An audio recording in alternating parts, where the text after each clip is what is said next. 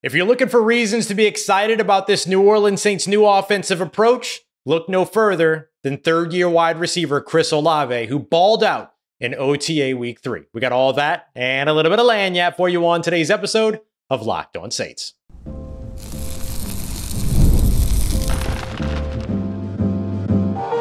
You are Locked On Saints, your daily New Orleans Saints podcast, part of the Locked On Podcast Network, your team every day. What is good, Who Dat Nation and Who Dat family? I am your host, Ross Jackson, New Orleans native, your New Orleans Saints expert and credentialed member of the media covering those New Orleans Saints as a senior writer and reporter over at Saints News Network. And on today's episode of Locked On Saints, you can expect to see Marshon Lattimore's return to the field as early as next week and potentially even the debut for rookie cornerback Kool-Aid McKinstry. I'm also going to tell you why Cedrick Wilson could be a sneaky value add for the New Orleans Saints this offseason. And we're going to kick today's show off with looking at Chris Olave, who doesn't look like he's messing around ahead of year 3. We appreciate you, as always, for making Locked On Saints your first listen of the day every day, and for being an everydayer here on the show, which is a proud part of the Locked On Podcast Network, your team every day. We got a quick 10 to 12, kind of 10, 15 minute episode here to give you some of the biggest news and notes from today's open OTA practice here in OTA Week 3 for the team. This is the third practice that we have seen, and it was the absolute best for wide receiver Chris Olave, who just looks every bit of a star. Now, listen, he was in a non-contact jersey today, something about tweaking something during additional workouts and weightlifting and all these other things. But that didn't have anything to do with the red jersey. Didn't make him do what he did or make what he did any easier. Now, listen, he was targeted twice, caught 2 passes. One of them was for a touchdown. The other was a deep pass at an over route over the middle. If you tuned into yesterday's episode, you know why that's important, because we talked about some of the route combinations and stuff like that that are going to come with this Kubiak offense and how much those deep over routes are going to make a big difference. And by the way, when we talk about deep over routes, we're just talking about almost like a 90-degree cut in, but instead of it being a 90-degree cut to the middle of the field from the outside, you kind of round it off, make that cornerback chase you. And of course, Chris Olave has fantastic speed. He ate at OTA Week 3, ran a fantastic route in the red zone with Alontae Taylor in coverage, catching a touchdown from Derek Carr in the process, who threw 2 touchdown passes, one to Chris Olave, another to Michael Jacobson. Did have one of his passes intercepted today, but it was batted at the line of scrimmage. Then it was tipped up again by Alontae Taylor and then intercepted in the back of the end zone by Demario Davis, who I'm going to do a whole piece on tomorrow. I'm doing a whole piece on him, and I'm doing a whole piece on Jamal Williams, because if you want reasons to be excited about what this team is going to bring in 2024, they gave you some good reasons with the way that they stepped up and the way that they vocalized during OTA Week 3, the open practice that we saw. But man, I just cannot tell you how excited I am to see Chris Olave. And listen, we talked about this last year too. We said that Chris Olave was going to have this great year, and he did. He went over 1,000 yards. Didn't get into the end zone as much as you'd like to see him get into the end zone for sure. But this is going to be Chris Olave's first season as the bona fide, no questions asked, first option in this offense. Last year, Michael Thomas was still around early. You got to feed Michael Thomas when you get the opportunity to feed him. He had 60 targets last year, or 64 targets last year. I just think that Chris Olave is ready to kind of come of age almost, if you want to look at it that way. He's just such a crisp route runner. He's carrying himself like the guy, but he's celebrating everybody else, celebrating when guys are doing well, going over and talking to guys too, and everything like that. I think that the addition of wide receiver coach Keith Williams is just going to pay off so much for Chris Olave, and I'm so excited to see him in his 3rd year. So if you're looking for a reason to be excited, Chris Olave is absolutely that reason. Now, Cedrick Wilson, New Orleans Saints free agency addition. They brought him in on 2 years, on a 2-year deal. He was last year with the Miami Dolphins, a couple years before that, or the first few years of his career, he was with the Dallas Cowboys. One of the things that we talked about was his 2021 season, which was his best year of his career. That was with the Dallas Cowboys. He spent a lot of that coming out of the slot. He's going to spend a lot of time coming out of the slot for the New Orleans Saints as well. And I think it's going to work really well for them. I think that he and A.T. Perry are going to be a lot of fun to watch. I don't know that they're competing with one another, because I think if you want a guy on the outside that's the big body, you go with A.T. Perry. If you want a guy in the slot that's the big body, you go with Cedrick Wilson. And so I think it's going to be situational, game plan wise. But man, he just looked really, really good today too. Just looked like he was finally fitting into the offense in a way that really allowed him to be able to produce. He caught a touchdown at one point from Spencer Rattler in the back of the end zone. Again, good route running, all that. He's just been a guy that I think, or is the type of guy, the prototype of guy that I think the Saints haven't had over the course of the past few years. Remember last year, we were kind of talking about this team and saying, you know what they're really missing? They're missing that bona fide slot receiver. And we were talking all about Hunter Renfrow being the guy. Cedrick Wilson was the way that they went, and I think it's going to work. Like, I really, really think it's going to work. I mean, he looks good. I'm not saying he's going to come down with 10 touchdowns and have a 1,000-yard receiving season or anything like that. But if he gets you 5 touchdowns and 500, 600 yards, you're absolutely going to take that, especially with production as a big slot. So yesterday I did an episode all about how the success of the 2024 season could very well be defined by Derek Carr and his chemistry with the wide receivers. It's looking pretty good so far. And this new system, this new scheme, these route combinations, the motions, speed motions, sheet motions, all these things, play action, rollouts, like all this stuff is benefiting this wide receiver room big time. And performances like what we saw from Chris Olave, who was the far and away top dog in today's practice, demonstrate that. And then seeing guys like Cedrick Wilson be able to produce from the slot, A.T. Perry produce from outside, Rashid Shaheed getting his run all over the offense as well. I think that it just goes to show you that these players are being put in position finally to succeed, right? Let's put this player where they're going to need to be to perform at their best. That's what we're seeing from Klint Kubiak's offense so far. And it's really, really, really been demonstrated in Chris Olave's growth here over the course of OTAs. I'm so excited to see his third year. And I'm very excited for next week as well, as we get into mini camp practices for this New Orleans Saints team. And so coming up next, I want to tell you about the comments that were made by 2 different coaches about Marshon Lattimore, when he could potentially be seeing the field, why it's next week, and what they're expecting him to work on so that he can get even better and take another step in 2024. We got all that and much more coming up for you on today's episode of Locked On Saints, part of Locked On Podcast Network, your team every day. Today's episode of Locked On Saints brought to you by our friends at FanDuel. It's winner take all time in the NBA and in the NHL, and FanDuel is giving you everything that you need to make the moment more and take home some big playoff wins of your own as well. Right now, new customers to FanDuel are going to get $150 in bonus bets by simply winning any $5 bet. That's $150 that you can then check out spreads, money lines, player props, and much more. All you got to do is win that first $5 bet. And maybe you want to put it down on a heavy favorite. Guarantee your chance, or get as close as you can to guaranteeing that chance for that $150. For instance, the NBA Finals kick off tomorrow, or tip off tomorrow. You got the Boston Celtics at home, favored by 6.5 points. If you like the heavy favorite there, that gives you the opportunity to put $5 down there, walk away with that $150 in bonus bets, plus the winnings that you get from that $5 bet. Just head over to FanDuel.com/lockedon to get started. Make every playoff shot count. FanDuel, America's #1 sportsbook.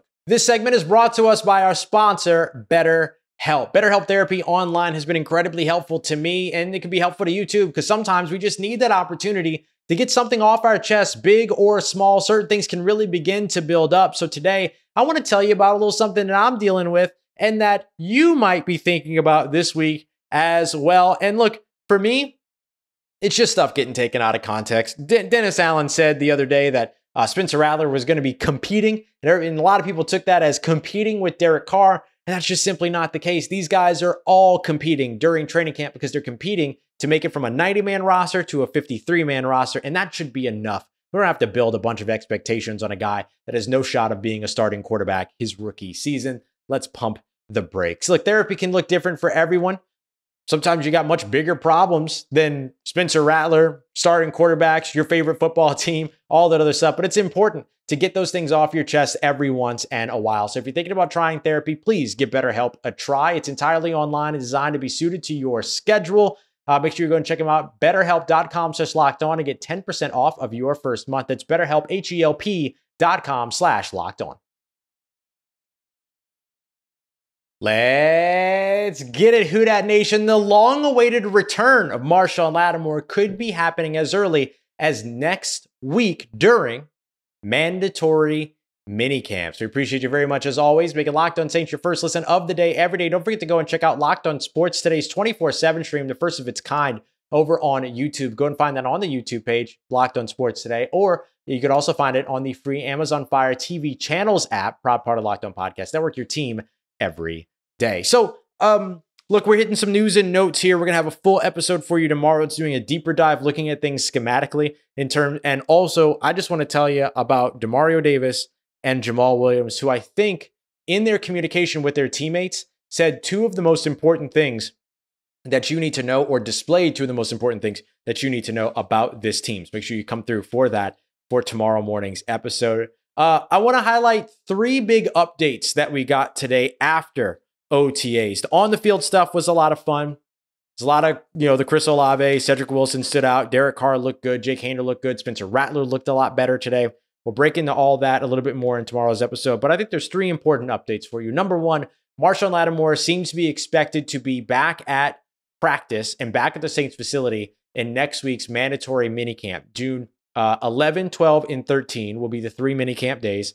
Those days are mandatory minicamps, but that doesn't always stop NFL players from skipping out on those mandatory minicamps. So you might hear, oh, Marshon Lattimore is expected to be back during mandatory minicamps, and you might go, well, duh, Ross. And honestly, I wouldn't blame you. They are mandatory. That is the word that they use. But the fine and stuff like that for not showing up to mandatory minicamps is not the same as not showing up to training camp. So I do think that it is something, or that there is something to be said of the value of that. Dennis Allen saying he expects Marshon Lattimore to be there. I also got to speak, along with a couple of other reporters, with defensive backs coach Marcus Robertson, one of the best developers in the game. And one of the things that he talked about was how Marshon Lattimore, he expects him to be back for mandatory minicamps as well, and said that he certainly hopes that he'll be out there, wishes he was out there now, because he feels like there's things that Marshon could still work on to make him even better. He wasn't saying that Marshon has fallen off or that he's not as good or anything like that. But look, you gotta take everything that comes from a guy like Marcus Robertson with a lot of seriousness.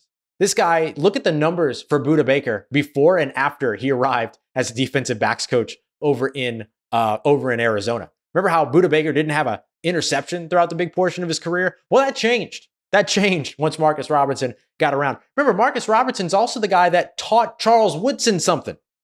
After Charles Woodson had over 10 years in the league, he shows up in Oakland, and then they say, hey, we want to move you to safety. Guess who pioneered that change?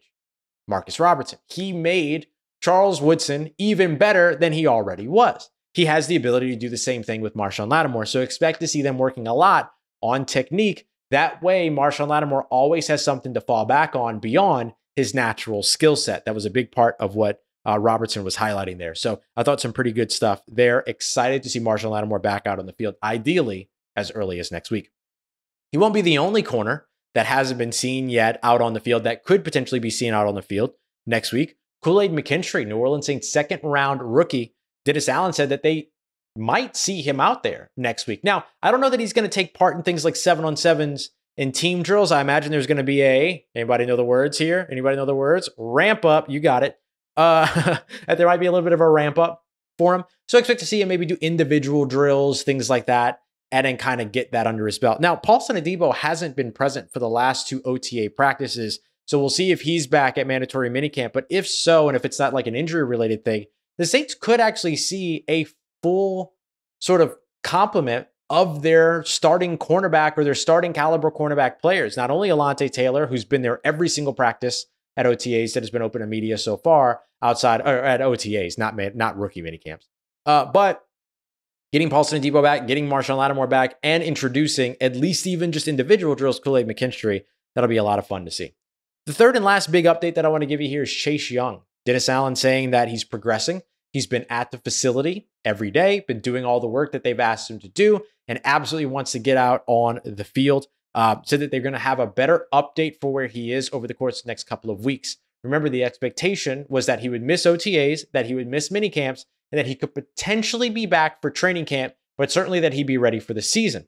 More of training camp, the more training camp that he's ready for, the more likely it is that he has an impact early on in the season, because then he won't have to spend the first couple of games getting in rhythm and getting in conditioning and shape and all that other stuff. So good news there on the front when it comes to Chase Young. So just some important updates there for you. I also asked Carl Granderson, if you haven't had the chance to see Carl Granderson's podium time with us, I highly recommend you go and check it out. I'll probably use some clips of it later on in the week here. But my goodness, is that dude excited? I asked him all about Chase Young. He said, oh, we're going to have some dogs out there. Talked about himself, Cam, Chase Young, and how excited he is about that. So I know Chase is very excited to get out there as well. I've heard that from a couple different people. Dennis Allen talked about it. Carl Granderson talked about it as well. So very, very excited to see all of that. All right, let me give you a couple of numbers here just so you have some stuff to walk away with. Some stat numbers here, some final stat numbers. Derek Carr finished today completing 4 of 8 passes, 1 interception, which was the one that was tipped at the line. It was either Kendall Vickers or Colin Saunders that tipped that up. We still made it to the back of the end zone. Alontae Taylor went up for it, bobbled out of his hands, and then landed in the hands of Demario Davis, who I cannot wait to tell you more about tomorrow.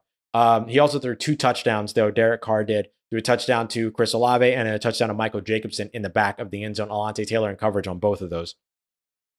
Jake Haener was 5 of 7, also threw a touchdown. His touchdown was in the back of the end zone during red zone drills, which was the big focus of team drills today, to Juwan Johnson.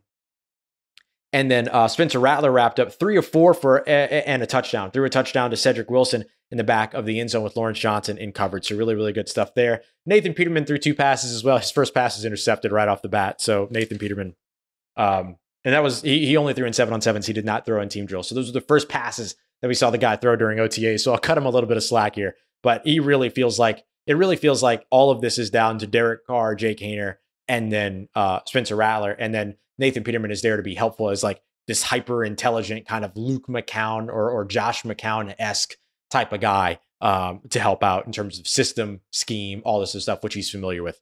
So I would probably put those expectations on him above anything else. All right, y'all, we got much more coming up for you tomorrow. Make sure you come through. I'm going to tell you what Demario Davis said that riled up the defense, what Jamal Williams said about the offense that I think is really, really important. And then, of course, give you more news and notes from OTA Practice 3 before we get into minicamps next week. I can't thank you enough for being here and being a part of another episode of Locked On Saints. Gonna have a fresh one for you tomorrow. We appreciate you very much as always, making it your first listen of the day every day. Don't forget to go and check out Locked On Sports Today, hosted by Peter Bukowski. Get all of your news around the world of sports in about 20-25 minutes. You can also check out Locked On Pelicans with Jake Madison, Locked On LSU as well with Caroline Fenton. We appreciate you very much making us a part of your day, part of your routine, for saying yes to me and the show. As always, if you see me, please say hi. And if you need anything else around your New Orleans Saints in between these episodes, make sure you follow me on your favorite social media at Ross Jackson, NOLA. Hit me up. Let me know how the family's doing. Let me know how you living. Let me know how you momming them. And trust Who Dat Nation. I'll holla at you.